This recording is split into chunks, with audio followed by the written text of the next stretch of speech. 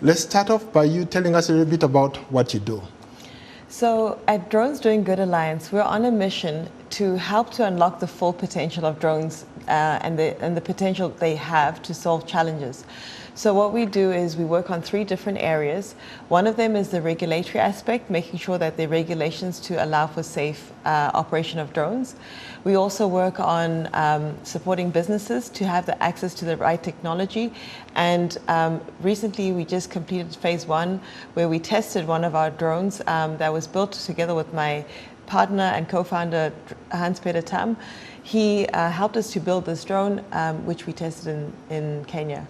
And how many drones have you tested so far? Just one? So this is the big one.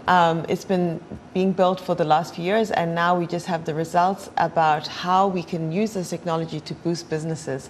So we have a program which we're implementing called the Drone Business Booster, and Simukai is our drone that's at the core of all of this, and it's spectacular because it can half the time it takes to map areas, which means that you reduce the cost by over 60%, which leads to a doubling and even tripling of profits for businesses in the space. How significant is the drone business in Africa? So the drone business is actually quite significant, but the main problem is you have a lot of companies. Most of these companies are small, and they're small because it's not profitable enough. So there is a use case, there are things you can do, but for some of the most lucrative opportunities that have also the highest impact, the drones right now are not fast enough. They're not able to do it at a cost-efficient way. So that's where our technology comes in and responds to that gap in the market.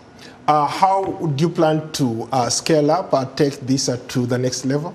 So the first round was made possible by funding from organizations like the German government, GIZ, also from foundations like Azurit Foundation and the Lemelson Foundation.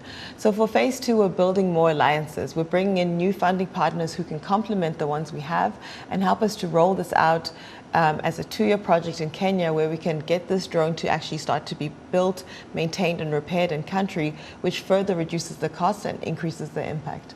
There are very few women in this space. What does it take to be somebody like you?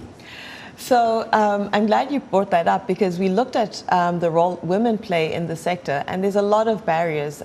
We collaborate with 400 Feet on this, and we saw all the different challenges that women face, from imposter syndrome, from companies being asked, can we see the actual manager, when they're looking at the manager of the organization. So it takes determination and resilience. Should we expect to see some of these drones flying very soon across Africa? That's our goal. Absolutely. So we're welcoming funding partners. We are starting up alliances exactly for that reason. We're targeting Kenya, but are also looking at other countries. What keeps drones doing good for drones mean for an average African? Sorry, repeat the question? What does this project mean for an average person, like a farmer who wants to use drones maybe to improve their crop productivity? Yeah, so the drones can do so many things. So we specifically built it to be multi-purpose. So for farmers, it can help to increase their crop yields. It can allow them to know the yield estimations. It can allow them to make sure that they're using as few inputs as needed, so saving costs in that way. It's also good for many other areas.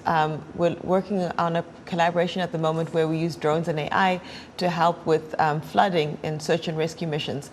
So, you know, the opportunities are endless. We're really at just the beginning of all of this.